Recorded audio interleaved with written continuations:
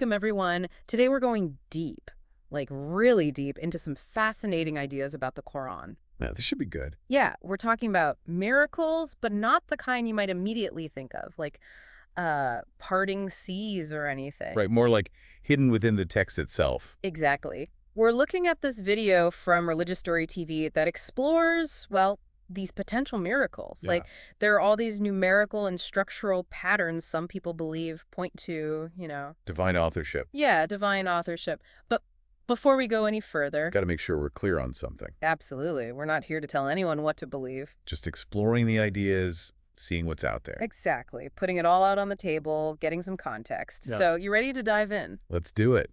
Always up for exploring different perspectives, especially when it comes to sacred texts. Especially when there are claims of the miraculous involved. Oh yeah, that definitely adds another layer of intrigue.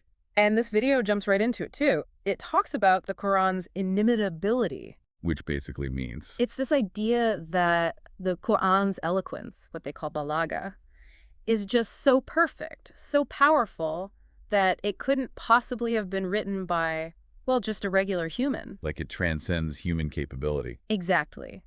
And they even argue that you can appreciate this eloquence even if you don't actually speak Arabic. Really, just through the structure, the way it's arranged. That's what they're saying. Like, even if you don't understand the words themselves, there's something about the composition, the way it all comes together that speaks to you. Interesting. Almost like appreciating a Mozart symphony, even if you don't understand musical theory. Exactly. You might not get all the technical details, but you can still feel the beauty of it. Right, right. To really grasp this idea, though, I think it helps to understand the historical context. Oh, yeah, how the Quran was actually compiled. Exactly.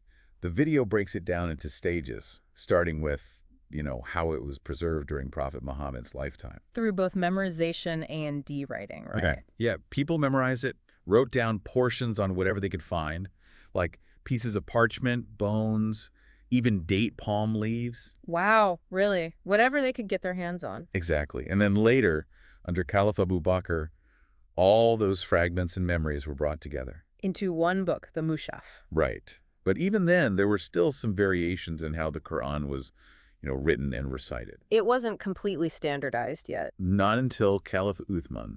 He came along and standardized the script. And they added diacritical marks, those little symbols that guide pronunciation. So everyone would be reading and reciting it the same way no matter where they were. Exactly. It was crucial for ensuring accuracy as the Islamic world expanded. And the video actually tells a pretty cool story about this, right? Oh, yeah, the one about Abu Aswad Adu Ali. Yeah, him. He was hesitant about those diacritical marks at first. Thought they were messing with the Quran somehow. I can understand that hesitation, changing something so sacred. But then he overhears someone mispronouncing a verse. And it completely changes the meaning. Totally twisted it. Just a tiny difference in pronunciation had a huge impact. It really highlights how important those little marks are, doesn't it? It's like, whoa, every detail matters. Absolutely. Even seemingly insignificant aspects of how a text is written can have profound effects on interpretation. It makes you think about how carefully every element must have been considered. Especially for a text believed to be divinely revealed. Right. Speaking of careful consideration, can we talk about this whole ayat al-hafa thing? Oh, yeah. The fact that every page in a modern Quran ends with a complete verse. No verses split across pages. I have to admit, I didn't know that before watching this video. Pretty mind-blowing, right? It's quite remarkable. And the video explains it's all thanks to this 19th century calligrapher, Osman Nuri. He designed the page layout based on the shortest chapters, the surahs. So his measurements, his choices as a calligrapher, led to this amazing consistency throughout the entire book. It's fascinating how seemingly random decisions can have such a ripple effect. It makes you wonder, though, was it really random, or was there something more at play? That's where the video starts to get a little more, shall we say, mystical. Introducing the concept of talk. Talk. Yeah, it's this idea of divinely ordained alignment or coincidence. Like the Quran is full of intentional patterns. Like a secret code woven into the text itself. Kind of. It suggests that there's a deeper order, a hidden meaning behind the arrangement of words and phrases. Okay, now you've really got my attention. Tell me more about these talks. Well, the video goes into quite a bit of detail, giving all sorts of examples of these alignments. And we're not just talking about single words here. Oh, so what kind of examples are we talking about? We'll get into those next time. Oh, you're killing me. I can't wait. So remember how we were talking about those talks, those like divinely ordained alignments in the Quran? Oh, yeah, the hidden code stuff. I'm dying to hear some examples. Well, get this. The video talks about the word Allah. Okay, Allah. What about it? On certain pages, it appears multiple times, but it's not just, scattered randomly. Oh, Nope. sure. It's like someone took a ruler and drew a straight line, top to bottom. Oh, whoa, seriously. Yeah, connecting every instance of the word Allah, even Wow. across different verses, different chapters. That's pretty wild if you think about it. It's definitely something you'd notice if you were like really poring over the text. I can see why someone might take that as a sign, more than just coincidence. Right. But then again, our brains are wired to see patterns, even where there aren't any. True, true. Like, remember that time we saw that cloud that totally looked like a giant bunny rabbit? Oh, man. Yeah. We were convinced it was a sign from the universe. And it turned out to just be, a cloud. Exactly. Our perception can play tricks on us, especially when we're dealing with something as complex as a sacred text. Right, right. It's like, Okay. how do we know what's a real pattern and what's just our brains making stuff up? That's the million-dollar question, isn't it? And speaking of making stuff up, the video doesn't stop there. Oh, no, it gets even more interesting. It introduces this whole other layer to the top concept numerology. Yeah. Apparently, there's this method called ijad, where you assign numbers to Arabic letters. Okay, hold on. Numbers to letters, like what? A1, B2 kind of thing. Not exactly. It's more like each letter has a specific numerical value based on its position in the Arabic alphabet. And then you use those numbers to do what? Well, the video claims you can use them to find deeper meanings in words and phrases. Okay, my brain needs a minute to process this. Let's take the word Quran, for example.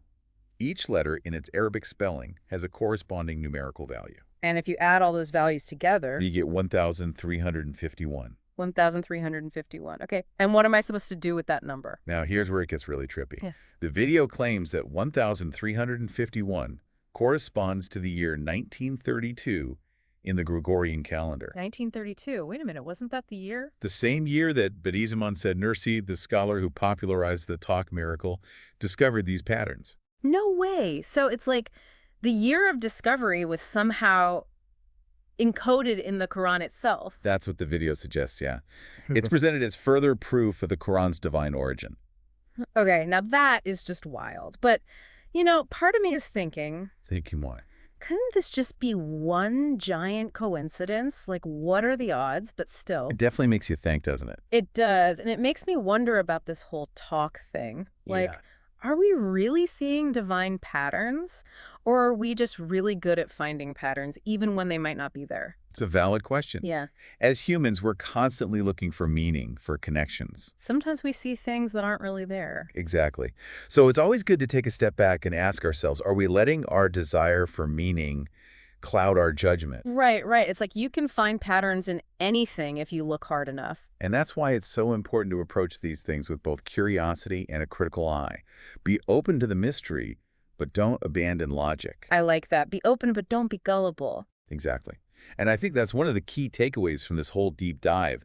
It's not about blindly accepting everything we see or hear. It's about asking questions, considering different perspectives. And ultimately, coming to our own conclusions based on the evidence and our own understanding. I think that's a great approach to, well, just about anything in life, really. Absolutely. Whether we're talking about sacred texts or everyday experiences, it's always good to question our assumptions and be open to new ways of seeing things. Well said.